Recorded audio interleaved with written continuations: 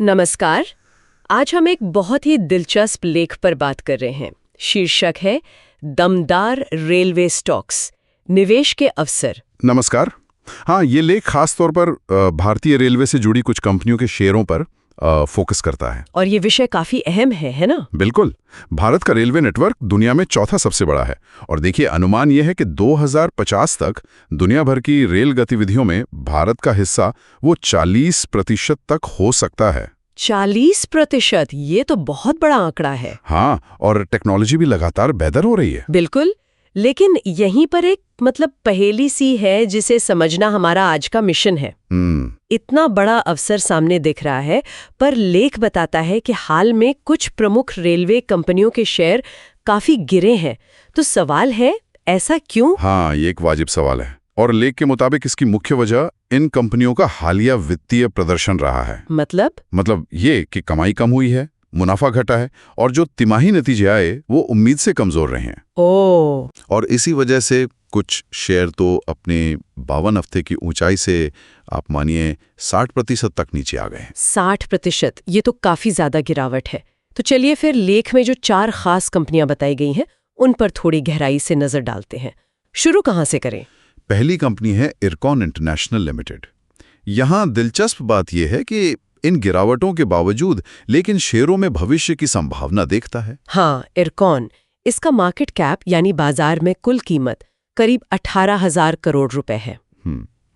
लेकिन जैसा आपने कहा, शेयर हाल में काफी गिरा है, अपने 52 सप्ताह के उच्चतम स्तर से लगभग 46% नीचे। 46%? और पिछले साल तो निवेशकों को करीब 40% का नुकसान हुआ। इसमें इतनी बड़ी गिरावट क्यों आई? देखिए, वित्तीय आंकड़ों को देखें तो मार्च 2025 की जो तिमाही थी उसमें इनकी आय 10% घटी। ओके। और नेट प्रॉफिट यानी शुद्ध मुनाफा वो 14% घटा। लेकिन यहाँ एक दूसरा पहलू भी है। 1 अप्रैल 2025 तक इनकी जो ऑर्डर बुक थी 1000 करोड़ रुपए की थी। ये एक बहुत मजबूत आंकड़ा है जो आने वाली आय का संकेत देता है। अच्छा, तो एक तरफ हाल के नतीजे कमजोर हैं, लेकिन दूसरी तरफ भविष्य के ऑर्डर काफी मजबूत दिख रहे हैं। ये तो निवेशकों के लिए थोड़ी कंफ्यूजिंग स्थिति हो सकती है। हाँ, बिल्कुल। क्या दूसरी कंपनियों में भी यही पैटर्न है? काफी हद तक।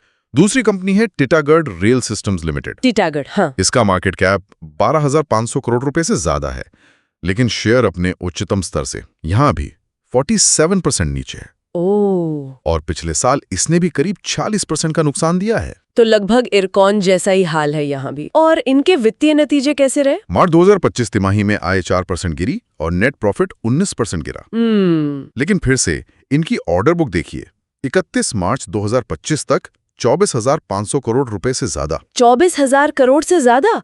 ये तो इरकॉन से भी ज्यादा है। हाँ, इसमें हजारों वैगन बनाने के ऑर्डर हैं और खास तौर पर जो नई वंदे भारत ट्रेनें चल रही हैं उनके कोच बनाने के भी बड़े ऑर्डर शामिल हैं। तो फिर वही बात दोहराई जा रही है, हालिया प्रदर्शन चिंताजनक, लेकिन भविष्य के ऑर्डर्स का जैसे अंबार लगा हुआ है। चलिए तीसरी कंपनी पर आते हैं। तीसरी कंपनी है Jupiter wagons limited. Jupiter wagons? हाँ, इस बार चलिए पहले ऑर्डर बुक की बात करते हैं। 31 मार्च 2025 तक इनकी ऑर्डर बुक 6,300 करोड़ रुपए से ज्यादा की थी। ठीक है। और इसके अलावा हाल ही में इन्हें अंबुजा सीमेंट, एसीसी और ब्रेथवेट जैसी बड़ी कंपनियों से नए ऑर्डर भी मिले हैं। अच्छा, नए ऑर्डर मिलना तो हमेशा एक अच्छा संकेत माना जाता है। बिल्कुल, ये भविष्य की गतिविधि का संकेत देता है। लेकिन शेयर का क्या हाल है? मार्केट कैप करीब 15,700 करोड़ रुपए है, पर यह भी अपने उच्चतम स्तर से 49% नीचे है। 49%? और पिछले साल यहाँ भी 46% का नुकसान हुआ। वित्तीय प्रदर्शन? मार्च 2025 तिमाही में आए 6% और नेट प्रॉफिट सिर्फ 2% घटा। तो यहाँ गिरावट थोड़ी कम है प्रॉफिट में। हाँ, पर है तो गिरावट ही। तो कहानी यहाँ भी मिली जुली है, गिरावट, कमजोर नतीजे, पर ऑर्डर बुक मजबूत है और नए कॉन्ट्रैक्ट्स भी आ रहे हैं। सही।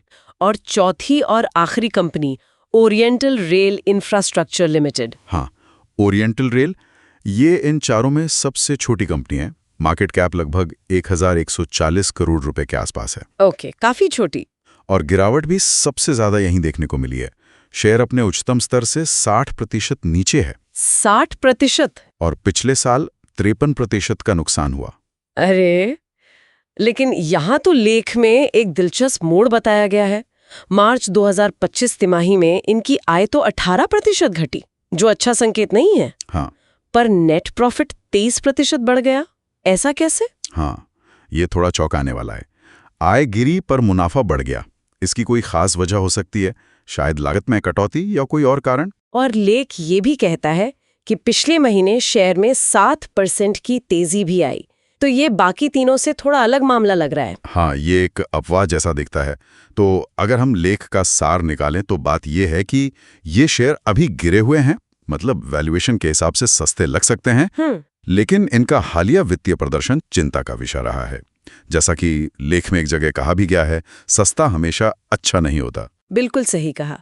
लेकिन सिक्के का दूसरा पहलू भी तो है। वो क्या? लेख भारतीय रेलवे के भविष्य में जो विकास की बड़ी संभावनाएं हैं और जो सरकारी योजनाएं चल रही हैं उनका भी जिक्र करता है। हाँ, जैसे कि नई मेट्रो लाइनें बन रही हैं, माल ढुलाई के लिए डेडिकेटेड फ्रीट कॉरिडोर बन रहे हैं, और वो स्वदेशी सुरक्षा प्रणाली कवच का विस्तार भी हो रहा है। बिल्कुल, ये सब इस सेक्टर को मजबूती दे सकते हैं, इसमें कोई शक नहीं। तो कुल मिलाकर इन सारी बातों से तस्वीर क्या उभरती है? देखिए, तस्वीर ये है कि एक तरफ देश का इतना विशाल रेलवे नेटवर्क है, भविष्य में विकास की अपार संभावनाएं दिख रही हैं, सरकार का भी फोकस है। हाँ। और दूसरी तरफ इन खास कंपनियों का हालिया वित्तीय संघर्ष है और शेयरों में भारी गिरावट हुई है। ये एक तरह की क्लासिक दुविधा है, जहां मौजूदा प्रदर्शन और भविष्य की जो क्षमता है उसके बीच एक तनाव सा दिखता है। बिल्कुल। लेख का सुझाव क्या है फिर? लेख का सुझाव यही है कि निवेशक इन शेयरों को अपनी वॉच लिस्ट में रखें, मतलब इन पर नजर बनाए रखें और इनके प्रदर्शन को बारीकी से ट्रैक करें। मतलब जल्दबाजी में फैसला ना लें। सही। और यहीं पर एक बड़ा सवाल उठता है जो शायद सोचने लायक है। क्या? कि किसी कंपनी का जब हम मूल्यांकन करते हैं तो उसकी मजबूत ऑर्डर बुक, जो कि भविष्य का संकेत देती है, उसको उसके हालिया खराब वित्तीय प्रदर्शन के मुकाबले कितना वजन दिया जाना चाहिए, ये एक अहम मुद्दा है। हाँ, ये वाकई एक बहुत अच्छा सवाल है सोचने के लिए। हालिया प्रदर्शन देखें या भविष्य की संभावनाओं पर ज्यादा भरोसा करें, मुश्किल फैसला है।